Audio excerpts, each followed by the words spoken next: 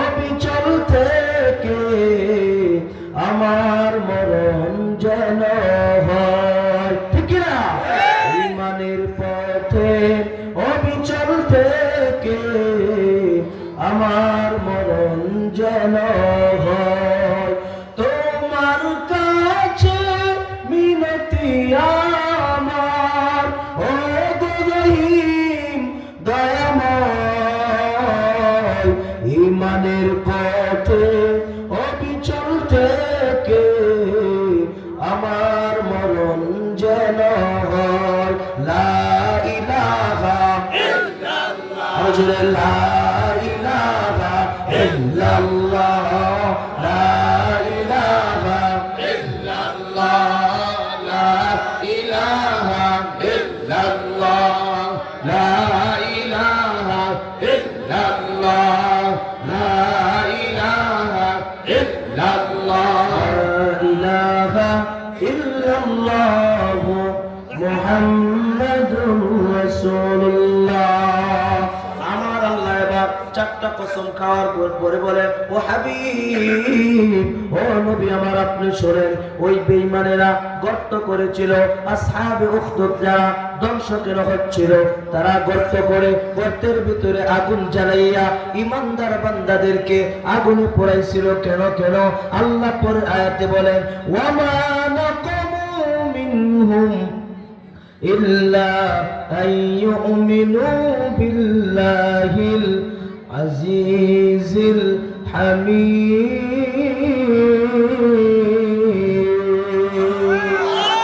আল্লাহ বলে একমাত্র ঈমান আনার কারণে। জোরে কোন কি আনার কারণে? আর জোরে বলেন কি আনার কারণে?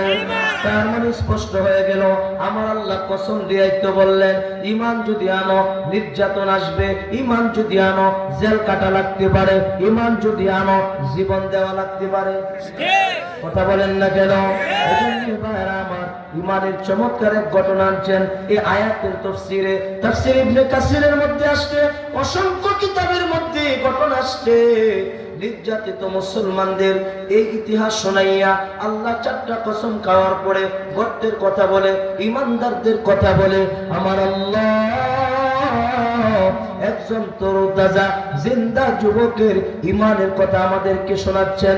আল্লাহর পয়গম্বর বলে, অনেক আগের ঘটনা, এক বাদশা ছিল, ওই বাদশা ছিল জাদুকর, ওই বাদশা ছিল জাদুকর বাদশা।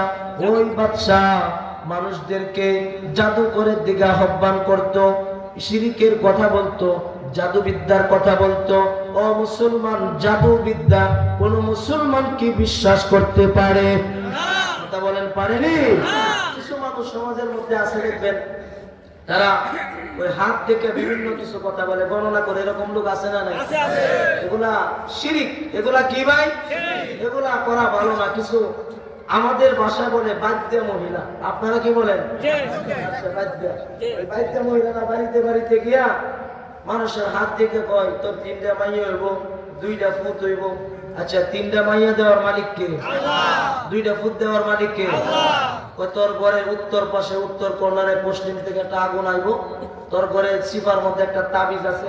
এগুলা বাউতাবাজি দিয়া মানুষের ঈমান নষ্ট করে। কথা বলেন ঠিক কিনা? এজন্য ভাইরা আমার, ওই এক বাদশা ছিল জাদুকর। ওই জাদুকর বাদশা, তার একজন জাদুকর ছিল, জাদুবিদ্যা দিয়া সে মনে মনে ভাবত জাদুবিদ্যা দিয়া ওই বাদশার ক্ষমতা ঠিক রাখছে। জোরে কোন নাউজুবিল্লাহ। ক্ষমতার মালিক কে?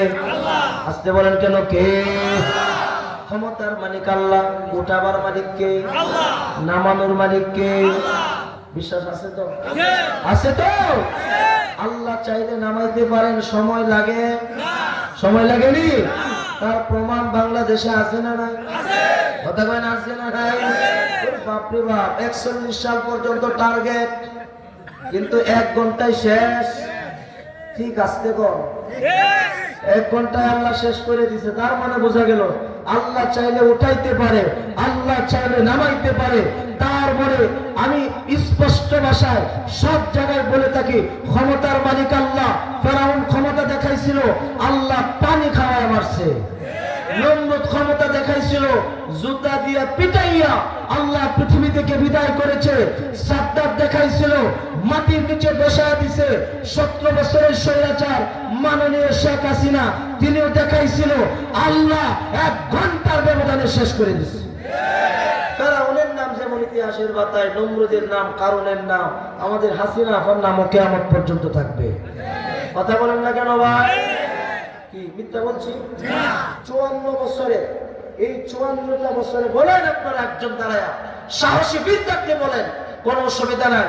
আমি মিথ্যা কথা বলবার জন্য 200 কিলো রাস্তা পাড়ি দিয়ে আসি নাই, বাপ দাদার কিচ্ছা বলতে আসি নাই, ইমানের পক্ষে, ইসলামের পক্ষে, কোরআনের পক্ষে কথা বলতে এসেছে, কথা বলতে আসছি। এই 54 বছরে গত কয়েক বছরে যে পরিমাণ এই দেশের আলেম ওলামা নির্যাতিত হয়েছে, কোন সময় হয়েছিল না? মুরব্বি বাজান আপনারা কোন হয়েছে না? কিন্তু আমি বলি না, আপনারা বলছেন। আমি প্রশ্ন রাখছি আপনাদের উপরে, দোষ হইলে আপনি করবেন,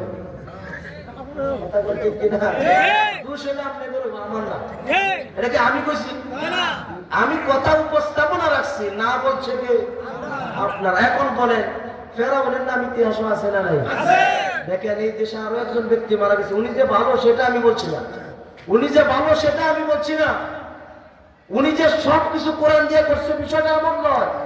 কিন্তু 54 বছরে তাকায় দেখেন, এক ব্যক্তিকে বিদায় করার জন্য হাজার যুবক রক্ত দিতে, জীবন দিতে রাজি হয়ে গেছে। আরেকজন ব্যক্তি মারা যাওয়ার পরে খাপ আলেম ওলামারা কাটে নিয়া এই দেশের লক্ষ কোটি মানুষের কলিজার টুকরা আল্লামা মামুনুল হক নিজে তার কাঠ বহন করেছে। শিক্ষা নিতে হবে ভাই, আমাদের শিক্ষা নেওয়া দরকার। উনিও মানুষ, উনিও মানুষ। আমি যে উনি যে ভালো সেটা কিন্তু আমি বলি না, ভালো খারাপ জানেন কে? কে জানে? এটা আমি বয়ান করতেছি, আমি যে ভালো এটা আপনারা জানেন, কিন্তু খারাপ হইতে হবে। বয়ান করলে কি ভালো হয়ে যায়? বক্তা হলে কি মানুষ ভালো হয়ে যায়? ভালো হয়ে যাবে। এই জন্য ভাই ইতিহাস থেকে আমাদের শিক্ষা নিতে হবে। দেখায় দেখেন, এই জাদু বিদ্যা দিয়া মনে করছিল ক্ষমতা ঠিকায় রাখছে। আসলে একসাথে ইমানে আওয়াজে বলেন, ক্ষমতার মালিক কে? ক্ষমতার মালিক আল্লাহ। এখন ওই বাদশার একজন জাদুকর ছিল, সে মূর্তি পূজায় বিশ্বাসী, জাদুকরি বিশ্বাসী।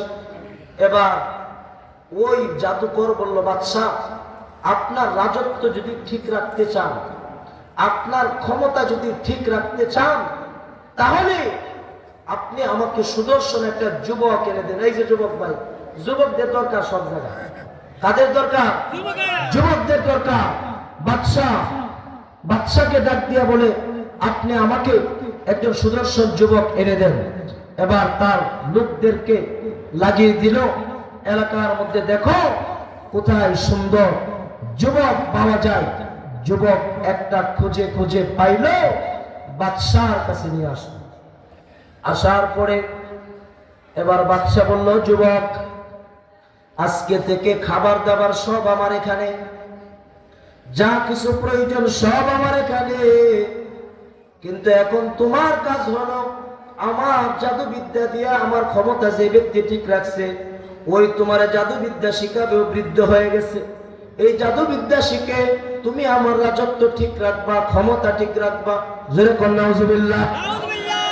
ভাইরা আমার, এই কথা বলার পরে ওই যুবক প্রতিদিন বাদশার কাছে আসা যাওয়া করে, প্রতিদিন বাদশার কাছে আসা যাওয়া করে। এবার আসা যাওয়ার পথে ওই যুবক ভাই একজন সাধকের দেখা পাইল, যেই ব্যক্তিটা রাস্তার ধারে বসে মানুষদেরকে ওয়াজ নসিহত করেন, মানুষদেরকে ইমানের কথা বলেন, কোরআনের কথা বলেন, ইসলামের শিক্ষা দেন, নামাজের তালকিন দেন। এই দৃশ্যগুলি দেখার পরে ওই যুবক তার কাছে ভালো লাগছে। যুবক ওই সাধকের হাতে হাত দিয়া কালেমা পড়ে মুসলমান হয়ে গেছে। মুসলমান হওয়ার পরে এবার প্রতিদিন বাদশার দরবারে যা জাদু বিদ্যা শিখে, কিন্তু মন টিকে না। বাড়িতে যায়, মন টিকে না। আসা যাওয়ার পথে প্রতিদিন ওই সাধকের কাছে সময় দেয়, আর বলে সাধক আপনার কথাগুলি খুবই ভালো লাগে। দেরি হয়ে যায়, বাদশার কাছে যাই, যাওয়ার পরে এবার বলে কি ব্যাপার এত দেরি করলা কেন? ওই যুবক ডাক দিয়ে বলে আমার বাড়ি থেকে আসতে দেরি হয়েছে, বাড়িতে যাই দেরি হয়। মা বলে কি ব্যাপার দেরি কেন? তার মা মাঝে মধ্যে বকাঝকা করে। এবার সাধককে ডাক দিয়ে বলে ও সাধক, বাড়িতে গেলে আম্মা বকে, বাদশার দরবারে গেলে বাদশা বকে, আমার করণীয়টা কি? কিন্তু আমার তো আপনার কাছে আসতে যাইতে মন চায় না। ইমানের কথা যত শুনি, কোরআনের কথা যত শুনি, ওই তাওরাত জাবুর ইনজিলের কথা যত শুনি ততই মজা লাগে। সুবহানাল্লাহ জোরে বলেন, ততই মজা লাগে। আমার তো বাড়িতে যাইতে মন চায় না। এবার সাধক ডাক দিয়ে বলে ও যুবক, বাড়িতে যাওয়ার পরে এবার তোমার মা যখন বলবে তুমি বলবা বাদশার দরবারে জাদুবিদ্যা শিখতে দেরি হয়েছে। আবার যখন বাদশার দরবারে যাইবা তুমি বলবা বাড়ি থেকে আসতে দেরি হয়েছে। এমন ভাবে চলতেছে, চলতে চলতে চলতে চলতে হঠাৎ করে একদিন বাদশার কাছে আসা যাওয়ার পথে হঠাৎ করে রাস্তার মাঝখানে একটা ভয়ঙ্কর জানোয়ার, যেই জানোয়ারের কারণে রাস্তার ডানের মানুষ বামে যেতে পারে না, বামের মানুষ ডানে যেতে পারে না। এমন করতে করতে এবার গোটা এলাকার মানুষ দুই পাশে জমা হয়ে গেল, সবাই দৌড়ায় চলে আসলো। ওই যুবকটাও চলে আসলো। আসার পরে এবার যুবক ডাক দিয়ে বলে এই মুহূর্তে আমার আসল সময় এসে গেছে। আল্লাহ সত্য, সাধকের কাছে যে ঈমান শিখি এটা কি সত্য নাকি জাদুবিদ্যা সত্য, এটা এখন বাস্তবায়ন হবে, এটার বাস্তবায়ন প্রমাণ হয়ে যাবে। যুবক ওই প্রাণীর কাছে এসে এবার একটা পাথরের টুকরা হাতের মধ্যে নিছে, নিয়ে আকাশের দিকে তাকাইয়া বলে ফাআইনাল্লাহ, আল্লাহকে ডাক দিয়ে বলে আল্লাহ, একটা ডাক দেন না ভাই আল্লাহ করে, আরো সবাই করে ডাক দেন না আল্লাহ। ওই যুবক ডাক দিয়ে বলতে লাগলো আল্লাহ এখন আমার সঠিক সময় এসে গেছে, আমি একটা পাথরের টুকরা নিলাম। পাথরের টুকরাটা নেওয়ার পরে এবার আমি প্রথমে জাদুবিদ্যার নামে মারবো। বাদশার ওই জাদুকরের কাছে যাইয়া যেই জাদুবিদ্যাটা শেখে ওইটা যদি সত্য হয়ে যায় তার এই প্রাণীটা যেন মারা যায়, আর যদি সত্য না হয় প্রাণীটা যেন মারা না যায়। ওই যুবক পাথরের টুকরা হাতের মধ্যে লইয়া এবার জাদুবিদ্যার নামে ওই প্রাণীটার দিকে মারছে। মারার পরে প্রাণীটা মরে নাই, জোরে কোন আল্লাহু আকবার, প্রাণীটা মরে নাই। এবার ওই যুবকটা আরেকটা পাথরের টুকরা হাতের মধ্যে লইয়া আকাশের দিকে তাকাইয়া আবার আল্লাহকে ডাক দিয়া বলে ও মালিক, ও আল্লাহ এখন আমার সঠিক সময়, এখন তো তোমার নামে মারবো, আমি দেখবো প্রাণীটা মারা যায় কিনা। ও আল্লাহ এই প্রাণীটা যদি মারা যায় আমি বুঝবো তুমি সত্য। আপনাদের কি ধারণা আল্লাহ যে সত্যতে কোনো সন্দেহ আছে? কথা কয় না, আছে নাকি? যুবকটা পাথরের টুকরা হাতের মধ্যে লইয়া আকাশের দিকে তাকাইয়া এবার যখন বিসমিল্লাহ বলে আল্লাহর নামে পাথরের টুকরাটা মারলো, মারতে দেরি হলো, একসাথে বলবেন আল্লাহু আকবার। এখন আমি বলি শুনেন, পাথরের টুকরাটা হাতের মধ্যে লইয়া আল্লাহর নামে যেই মাত্র মারছে, মারতে দেরি হয়েছে, প্রাণীটা জমিন থেকে বিদায় হতে দেরি হয় নাই।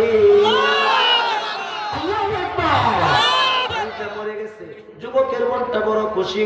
এবার যুবক বাদশার দরবারে গেল জাদুবিদ্যা শিকার করতে, কিন্তু মানুষ ওই যুবকের কাছে যায় ইমানের দৌলত দিয়া, ইমানের পাওয়ার দিয়া আল্লাহর নামে অসুস্থ রোগীর উপরে হাতটা ভোলায় দেয়, ফু দিয়া দেয়, ভালো হয়ে যায়। হুজুরদের দাম আছে না নাই? ইমানদারদের দাম আছে না নাই? অনেক সময় বাচ্চা কান্না করলে হুজুর একটু ফু দিয়া দেন, হুজুরে ফু দিলে কান্না বন্ধ, আছে না নাই? এটা কি কিসের পাওয়ার? কোরআনের পাওয়ার, ইমানের পাওয়ার। কথা কোন ঠিক কিনা? যুবক ভাইয়েরা আমার, ও যুবক দিলের কানটা লাগায় শোনেন, আমার কথা শেষ পর্যায়ে ওই যুবকটা এবার পাথর মারলো, মারার পরেই প্রাণীটা দুনিয়া থেকে বিদায় হয়ে গেল। এবার যুবকের কাছে অসুস্থ রোগীরা যায়, যুবক ফু দিয়া দেয়, ভালো হয়ে যায়। বাদশার দরবারে চক্ষু অন্ধ, চোখ কানা, মানে দেখে না, অন্ধ ব্যক্তি, ওই ব্যক্তিরা ডাক দিয়া বলে, ও যুবক ভাই, আমি শুনতে পাইলাম তুমি যদি ফু দাও অসুস্থ রোগী ভালো হয়ে যায়, তাহলে আমার যে অন্ধ চোখটা আছে এই চোখের উপরে একটু ফু দিয়া দাও, তোমার আল্লাহ যেন আমারে ভালো করে দেয়। এবার এই যুবকের কাছে যাওয়ার পরে যুবক বলল, ও ভাই, আমি তো ভালো করতে পারি না, ভালো করার মালিক তিনি কে? আমি তো ভালো করতে পারি না, ভালো করার মালিক আমার আল্লাহ। তবে তুমি যদি আমার রবের উপরে ঈমান আনো, আমার আল্লাহর উপরে যদি ঈমান আনো, আমি আমার আল্লাহকে বলবো, আল্লাহকে বললে হতে পারে আমার আল্লাহ তোমার অন্ধ চোখ ভালো করে দিতে পারে। মুসলমান, অন্ধ চোখ ভালো করে দেওয়ার মতো ক্ষমতা আমার আল্লাহর আছে না নাই? এই যুবক যখন এই কথা বলল, এবার মন্ত্রী সাহেব চিন্তা করে, হায় হায়, আল্লাহর উপরে ঈমান আনলে আমার অন্ধ চোখ যদি ভালো হয়, ঈমান আনলে অসুবিধা কোথায়? আল্লাহু আকবার জোরে কর। আমার চোখ যদি ভালো হয় অসুবিধা কোথায়? দেখবেন সমাজের মধ্যে অনেক মানুষ আছে, যদি বলা হয় ভাই আপনি এই কাজটা করলে আপনি সফল হয়ে যাবেন, আল্লাহ ভরসা যা আছে কপালে, কথা হইব সকালে, কথা কোন ঠিক কি না? এটার সাথে সাথে কইরা ফেলে, কোনো অসুবিধা নাই। ওই মন্ত্রী ডাক দিয়ে বলে, ও যুবক, যদি তোমার রবের উপর ঈমান আনলে আমার চোখ যদি ভালো হয়ে যায়, কোনো অসুবিধা নাই, তোমার হাতটা দাও।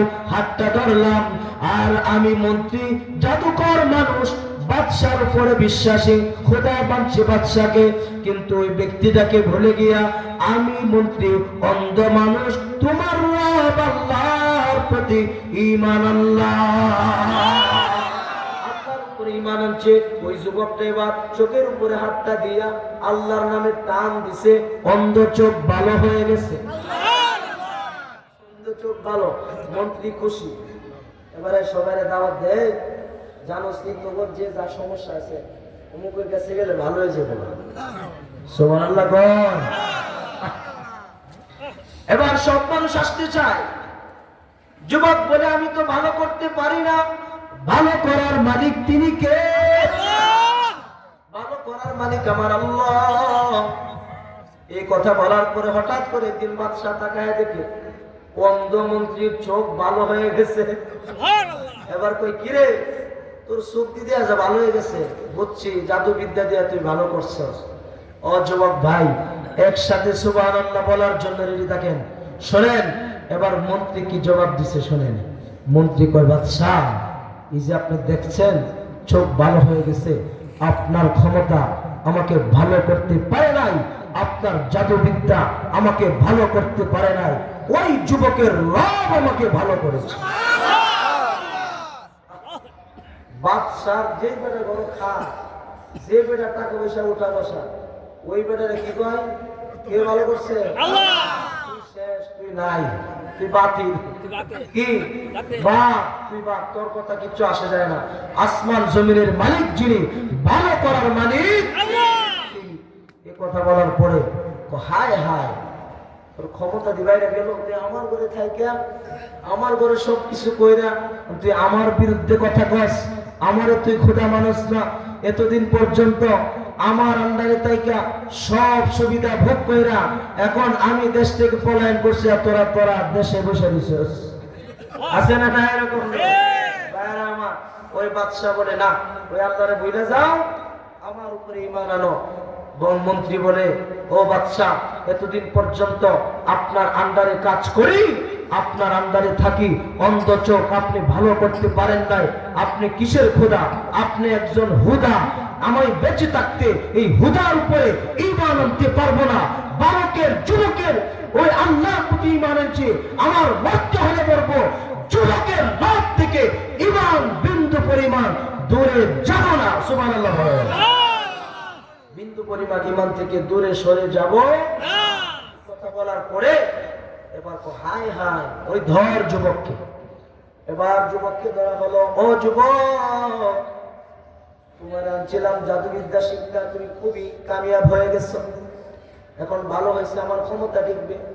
এখন বলেন, মন্ত্রী যদি এত সাহসী কথা বলতে পারে, যুবকের পাওয়ারটা কেমন?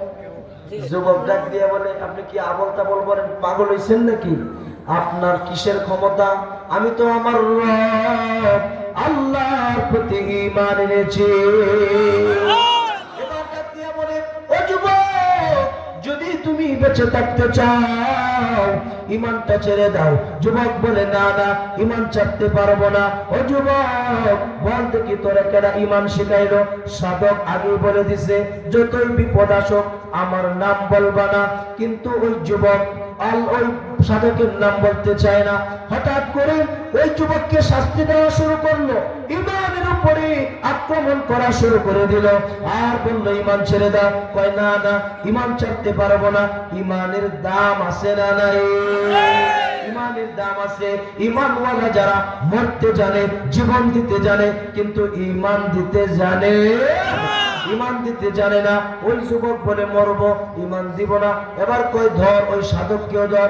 সাধককে ধরে আনা হলো, আর ডাক দিয়ে বলে, সাধক, ঈমান ছেড়ে দে, তোর সঙ্গী যে তার ঈমানটা তুই খায়রা দে, তোরটাও চাইরা দে, আমার মন্ত্রীটারেও তুই ফিরাইয়া দে। কই, কিছুই করা যাবে না, জীবন দিলে দিব, কিন্তু ঈমান দিব না। এই কথা বলার পরে মন্ত্রীটাকে দইরা করার দিয়ে দ্বিখণ্ডিত করলো। করার পরে মন্ত্রী দুনিয়া থেকে বিদায় হয়ে গেল।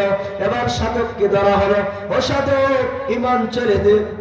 সাধক বলে, না না, ঈমান ছাড়তে পারবো না, জীবন দিয়ে দিব। এই সাধককেও মেরে ফেলা হলো। এবার যুবকের পালা। ও যুবক, ঈমান ছাড়বা কিনা বলো? ওই যুবক বলে, আমার সাধক আমার চোখের সামনে চলে গেছে, মন্ত্রী চলে গেছে, কিন্তু ঈমান ছাড়ে নাই।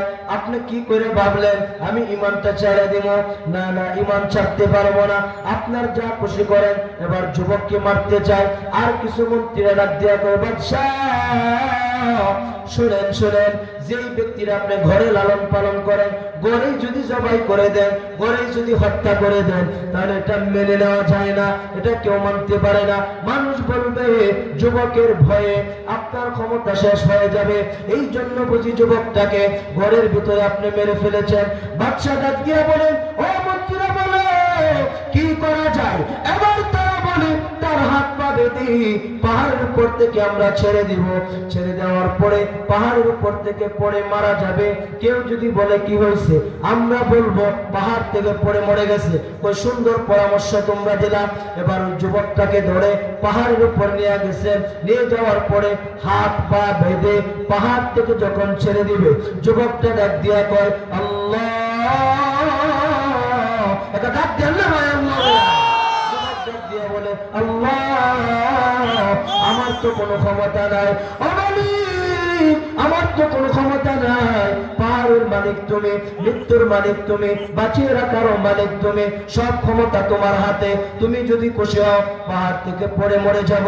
ও আল্লাহ, তবে আমার কথা হলো, আমি যদি পাহাড় থেকে মরে যাই, ঈমানের কি অবস্থা হবে? ঈমানের দাওয়াতটা কেমনে দিব? ও আল্লাহ, তুমি আমার হয়ে বেঈমানদেরকে তুমি দেখে নিও। যুবকটা যেই মাত্র নাকি আকাশের দিকে তাকাইয়া আমার আল্লাহকে যখন এই কথা বলতে দেরি হলো, আমার আল্লাহ তাআলা পাহাড়টাকে কাঁপিয়ে দিলেন, যুবকটাকে বাঁচাইয়া। বেঈমান যারা যুবককে মারতে গিয়েছিল, আমার আল্লাহ পাহাড় থেকে ফেলে ওই বেঈমান সব কয়টারে আমার আল্লাহ ধ্বংস করে দিছে। এই বেঈমানরা মারা গেছে। এই যুবকটা আবার বাদশার সামনে গিয়ে হাজির। কই, কি রে, তুই যে মরলে না? কই, আমি তো মরতে পারবো না। কেন কেন তুই মরতে পারবি না?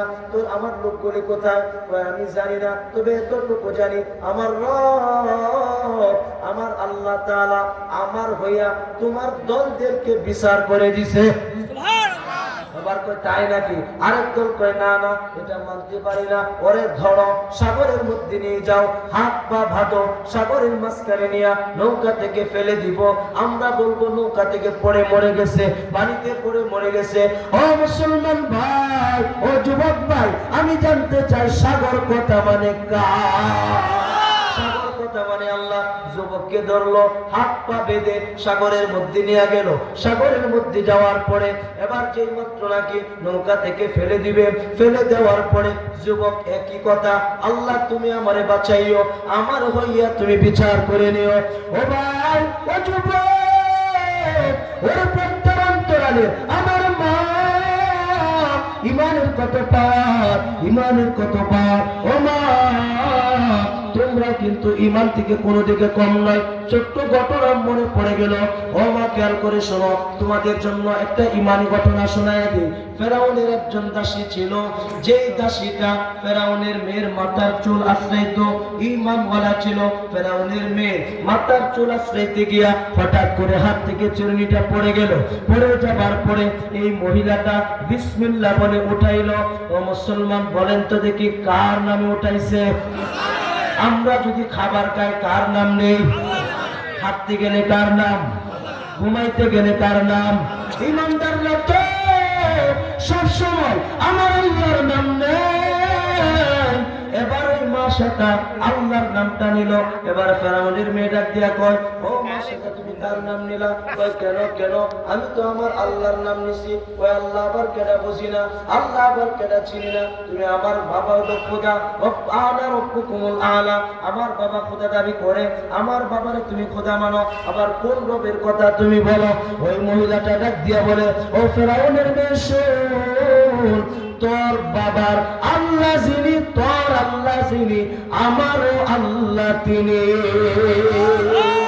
এই কথা বলার পরে ফেরাউনের কাছে গেল, গিয়া কয়, আব্বা জান, এই মহিলা তো আপনার রব মানে না। কয়, কারে মানে? কয়, আল্লাহরে মানে। কয়, আল্লাহ আবার কেডা বুঝি না, আল্লাহ আবার কেডা চিনি না, এটা হতে পারে না। ধরো আমি সংক্ষেপে ঘটনা শোনায় দে। ওরে পর্দার অন্তরালে আমার মা, ইমানের পার কেমন, ইমানের পাওয়ারটা কেমন, দিলের কানটা লাগায় শোনো। আজকে তোমার আমার ইমান সুদের কাছে বিক্রি হয়ে যায়, মিথ্যা কথার মধ্যে বিক্রি হয়ে যায়, বোর্ডের মধ্যে বিক্রি হয়ে যায়। কথা কন না কেন? আরেকজনে 1000 টাকা দিছে। ভাই, বোর্ড তো এটা আমদানি দেখি কম লাগে নাকি? আছে না নাই? আপনাদের শরীয়তপুরে ভালো, অন্য জায়গার কথা বলছে আর কি, এদিকেও আছে। আল্লাহ সঠিক বুঝদান করো। আরে মা, তোমাদের ইমানের দাম কত? দিলের কানটা লাগায় শোনো। এবার ফেরাউন বলে, মাস্টার ইমানটা ছেড়ে দে। কয়, না, ইমান ছাড়বো না। মাস্টার 2 সন্তান, তাফসীরের মধ্যে আছে ঘটনা। মাস্টার 2 সন্তান, একটা দুধের বাচ্চা, একটু বড় সন্তান। আল্লাহ এবার ডাক দিয়া কয়, তুই যদি ইমান না ছাড়ো, তোর সন্তান করে তৈলের মধ্যে দিয়া বা আগুনের মধ্যে দিয়া মেরে ফেলবো। জল্লাদকে কই, জল্লাদ আগুন গরম, তৈল গরম কর বা পানি গরম কর। করা শুরু হলো। এবার কয়, ইমান কি ছাড়বে না? কয়, না না, ইমান ছাড়বো না। এবার ডাক দিয়া বলল, ইমান যদি না ছাড়ো, এবার তোমার সন্তানগুলারে মেরে ফেলা হবে। ও ভাই, ও মা, দিনের কান লাগায় শুনে, আপনার চোখের সামনে যদি আপনার সন্তানটাকে যদি মেরে ফেলা হয়, অবস্থাটা কেমন হবে? ও মা, এবার মাস্টার বড় সন্তানটাকে ধরে গরম তৈলের মধ্যে ফেলে দিছে। চোখের সামনে, মায়ের চোখের সামনে ফেলে দেওয়ার পরে এবার হাড্ডিগুলি আলাদা হয়ে গেছে, গোশতগুলি আলাদা হয়ে গেছে। ইমানের দাম কত, ইমানের পাওয়ার কেমন হয়? এবার মাস্টার চোখের পানিগুলো পড়ার পরে এবার ফেরাউন ডাক দিয়া বলে, মাস্টার কান্না করার দরকার নাই, তোর একমাত্র সন্তানকে ফেলে দিয়েছি। এবার তুই যদি ইমানটা ছেড়ে দেস, তোকে বাঁচায় দিব, তোর দুধের বাচ্চাটাকে বাঁচায় দিব। ও মা, খেয়াল করে শোনেন। এবার মাস্টারকে উত্তর দিল, ও যুবক ভাই, খেয়াল করে শোনো কি জবাব দিল। এবার মাস্টার ডাক দিয়া বলে, ও বেঈমান শোনো, আমি যে কান্না করি, আমি আমার সন্তানের জন্য কান্না করি না, আমি আমার ইমানের জন্য কান্না করি। সন্তানের জন্য কান্না করি না, আমি আমার ইমানের জন্য কান্না করি। আমার এক সন্তান কেন, আমাকে মেরে ফেল, আমার কোলের বাচ্চাটাকে মেরে ফেল, কোনো অসুবিধা নাই, কোনো অসুবিধা নাই। ভাইরা আমার, এই কথা বলার পরে ফেরাউনের মাথা আরো গরম হয়ে গেছে। এবার ফেরাউন ডাক দিয়ে বলতে লাগলো, এবার দুধের বাচ্চাটা মায়ের কোল থেকে টান দিয়ে নিয়ে আসলো। আসার পরে ডাক দিয়ে বলতে লাগলো, ও মা, সেটা বললো ইমান ছাড়া পারবা কিনা বলো। কই না না, ঈমান ছাড়তে পারবো না, ওরে মেরে ফেল, আমার কোনো অসুবিধা নাই। ও মুসলমান ভাই, খেয়াল করে শুনেন, দুধের বাচ্চাটা মায়ের কোল থেকে টান দিয়ে নিয়ে আসছে, মা পাগলের মতো হয়ে যাচ্ছে, কারণ চোখের সামনে গরম তৈলের মধ্যে ফেলে দিবে, অবস্থাটা কেমন হবে? ও ভাই, বাচ্চা চোখের পানি ছেড়ে দিয়ে কাঁদে আর আল্লাহকে ডাক দিয়া কয়, আল্লাহ আমাকে ঈমানের উপরে অটল রাখো, ঈমান যেন হেফাজত হয়। ও ভাই, কোলের বাচ্চাটা নেওয়ার পরে এবার একসাথে আবার সুবহানাল্লাহ বলার জন্য রেডি থাকে। দুধের, এখন না আমি বলি শুনেন, দুধের বাচ্চাটাকে যখন গরম তেলের মধ্যে ফেলে দিবে, দুধের বাচ্চা কথা বলতে পারে না, কিন্তু বাচ্চাটাকে যেই মাত্র তেলের মধ্যে ফেলে দিবে, মার চক্ষু দিয়ে পানি পড়তেছে, এবার দুধের বাচ্চার জবান আমার আল্লাহ খুলে দিছে। দুধের বাচ্চাটা ডাক দিয়ে বলে, ও মা, কেন তুমি কান্না করো? ও মা, তুমি কেন কান্না করো? তুমি তোমার ঈমানের উপর অটল থাকো, ঈমানের উপর মজবুত থাকো মা। কেন কেন জানোনি? তুমি তো দেখেছো তোমার কলিজার টুকরা সন্তানটাকে তৈলের মধ্যে ফেলে দিছে, আমাকে ফেলে দিবে, হয়তো তোমাকেও ফেলে দিবে। তুমি দেখো আগুন আগুন, কিন্তু আমি আমার চোখের সামনে তাকায় দেখি আল্লাহর তৈরি 8টা জান্নাতের দরজা আমাদের জন্য খুলে দিয়েছে। ওমা, চিন্তা করিও না, আমি তো দেখতেছি জান্নাতের দরজাগুলি আমাদের জন্য খুলে দিছে। মাস্টার মুস্কি মুস্কি হাসে, এবার ছোট বাচ্চাটাকেও ফেলে দিল। ও মা, তাদের ঈমান কত মজবুত। এবার মাছটাকে ফেলে দিবে, ডাক দিয়ে বলতে লাগলো, মা সেটা তোমার কোনো চাওয়া আছে নাকি? কয়, হ্যাঁ হ্যাঁ, আমার একটা চাওয়া আছে, আমার 2 সন্তানের হাড্ডি, আর আমাকে মেরে ফেলার পরে আমার হাড্ডিগুলো এক কবরের মধ্যে দাফন দিবা। মাছটাকে ফেলে দেওয়া হলো, 2 বাচ্চাকেও ফেলে দেওয়া হলো। ফেলে দেওয়ার পরে এবার তারা যখন দুনিয়া থেকে বিদায় হয়ে গেল, বিদায় হয়ে যাওয়ার পরে এবার তারা দাফন হয়ে গেল, এক কবরে তাদেরকে দাফন দিয়ে দিল। এই যে রজব মাস, এই রজব মাসে আমার আপনার নবীকে আল্লাহ তাআলা তার বাড়িতে নিয়ে গেছেন, সাথে সাথে কথা বলছেন। সুবহানাল্লাহ জোরে বলো। এই যে রজবের মাস, যেই মাসে আমার নবী মেরাজ করেছেন, আমার নবীকে যখন আল্লাহ আসমানের দিকে নিয়ে যায়, আমার আল্লাহ যখন জান্নাত দেখায়, জাহান্নাম দেখায়, সিদরাতুল মুনতাহায় নেওয়ার আগে আগে, জান্নাত দেখাবার আগে আগে আমার নবী ডাক দিয়ে বলে, জিবরাইল রে, ও জিবরাইল বলো দেখি আমি কি দেখলাম, আমি কি শুনতে পাইলাম? আমার কানের মধ্যে কেমন যেন আওয়াজ আসতেছে, আমার নাকের মধ্যে জান্নাতের ঘ্রাণ আসতেছে, মনে হয় জান্নাতের অনেক কাছাকাছি চলে এসেছে। এবার জিবরাইল আমি ডাক দিয়ে বলি, ইয়া রাসূলুল্লাহ, ইয়া হাবিবাল্লাহ, এখনো জান্নাতটা বহু দূরে, আমরা তো এখনো সিদরাতুল মুনতাহায় যাই নাই, আরশে আজিমে যাই নাই, আল্লাহ তো আপনাদের জান্নাত দেখায় নাই। ওগো নবীজি, যেই জান্নাতের সুঘ্রাণ আপনার নাকের মধ্যে আসতেছে, ওইটা হলো ওই যে ফেরাউন বেঈমান তার মেয়ের দাসী মাসটা এবং তার 2 কলিজার টুকরা সন্তানকে তৈলের মধ্যে দিয়া, আগুনের মধ্যে দিয়া দুনিয়া থেকে বিদায় করেছিল, এক কবরের মধ্যে দাফন করেছিল। দাফন করার পরে ওই 2 সন্তান এবং মায়ের কবর, ওই কবর থেকে আল্লাহর তৈরি জান্নাতের সুঘ্রাণ আসতেছে। এজন্য বলেন তো দেখি, ঈমান কি ছাড়া যাবে? ঈমান ছাড়া যাবে না। ও যুবক, এবার যুবকটাকে ওই সাগরের মধ্যে নিয়ে হাত পা বেঁধে যখন ছেড়ে দিল, এবার আল্লাহ তাআলা যুবককে বাঁচায় দিল, বেঈমানদেরকে আল্লাহ বিদায় করে দিল। বিদায় করে দেওয়ার পরে ওই এমন সময় ওই যুবকটা আবার বাদশার দরবারে হাজির হয়ে গেল। হাজির হওয়ার পরে এবার ডাক দিয়া বলতেছে, কি ব্যাপার, আমার লোকগুলি কোথায়? সাগরের মধ্যে যারা গেল, পাহাড়ে যারা গিয়েছিল, তারা মারা গেছে বুঝতে পারলাম, তোমার লোক শেষ করে দিছে। সাগরে যারা নিয়ে গিয়েছিল তাদের কি হয়েছে? এবার ডাক দিয়া বললেন, পাহাড়ের মালিক যিনি, সাগরের মালিক তিনি, পাহাড় যাদেরকে মেরেছে যে আল্লাহ, সাগরের মধ্যে সে আল্লাহ তাদেরকে দুনিয়া থেকে বিদায় করে দিছে। যুবক বল, আর সহ্য করতে পারছি না, তোকে মারবো কেমনে, তোরে কেমনে দুনিয়া থেকে বিদায় করে দিব। এই কথা বলার পরে ওই যুবক ডাক দিয়া বলে, আপনি একটা এলান করে দেন, এলাকার মধ্যে বিশাল আয়োজন করেন, করার পরে আমাকে 1 মিনিট সময় দিবেন, আমি ইমানের পক্ষে কথা বলবো। বাদশা চাইতেছে সব বন্ধ করে দিতে, ইমান শেষ করে দিতে, ইমানদার আগুন দিয়ে পুরায়া সব জ্বালায় দিতে।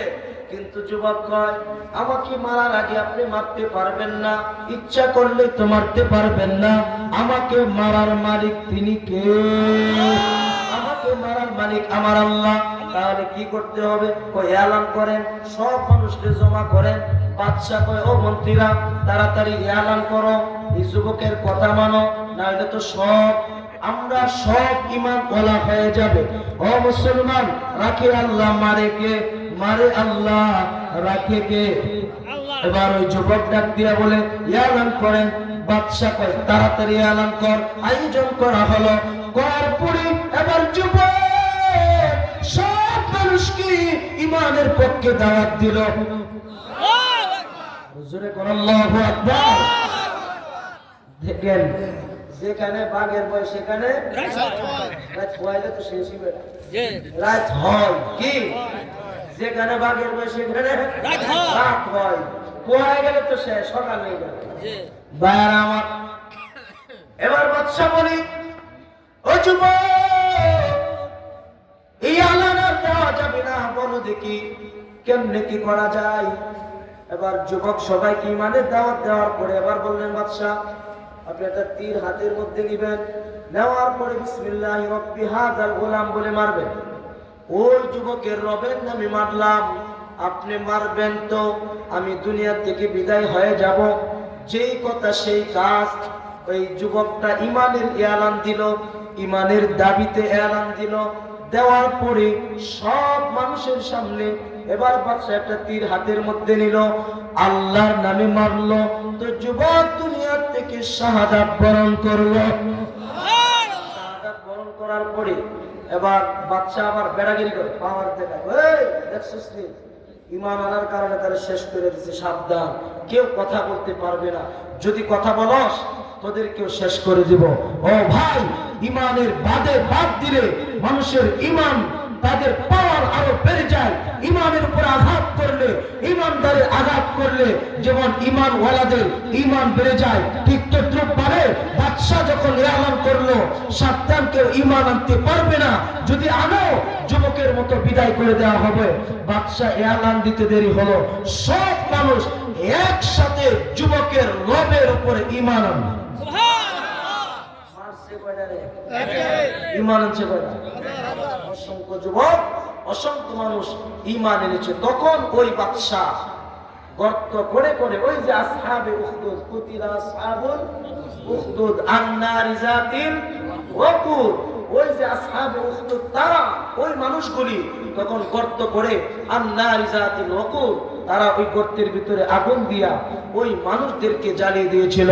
ও মুসলমান, আমি জানতে চাই, ঈমানের উপর আঘাত করলে, ঈমানদারদেরকে আগুন দিয়া জ্বালিয়ে দিলে কি তারা ঈমান থেকে দূরে সরে যাবে? শেষ কথা আমার, ঈমানের উপর আঘাত করলে কেউ ঈমান ছেড়ে দেয়? রক্তাক্ত হলে কেউ ঈমান ছেড়ে দেয়?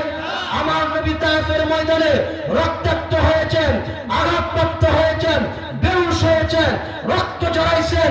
আমার নবী রক্ত ঝরাইয়া তিনি প্রমাণ করে দিয়েছেন, ইসলামকে প্রতিষ্ঠিত করতে হলে, আল্লাহর জমিনে আল্লাহর দ্বীন কায়েম করতে হলে রক্ত দেওয়া ছাড়া ইসলাম কায়েম হতে পারে না। কথা বলতে কিনা? তাহলে বলেন, ইসলামের জন্য, কোরআনের জন্য, ঈমানের জন্য জীবন দেওয়া দরকার আছে না নাই?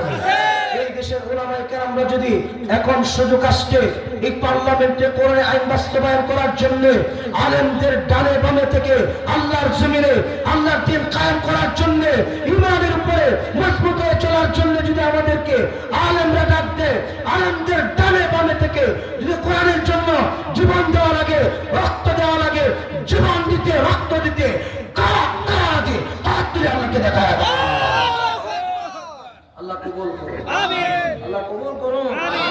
রাগ করছেন আপনারা? রাগ করছেন? ভাইরা আমার, আল্লাহ তাআলা আমাদের সবাইকে ঈমানের উপরে মজবুত হয়ে চলা তৌফিক দান করুক। আওয়াজ করে বলেন আমিন। আজকে যে মাদ্রাসার উদ্যোগী মাহফিল, আল্লাহ তাআলা এই মাদ্রাসাকে কবুল করুন। আমিন। শিক্ষক ছাত্র এই মাদ্রাসাকে আল্লাহ তাআলা গোটা পৃথিবীতে এক মডেল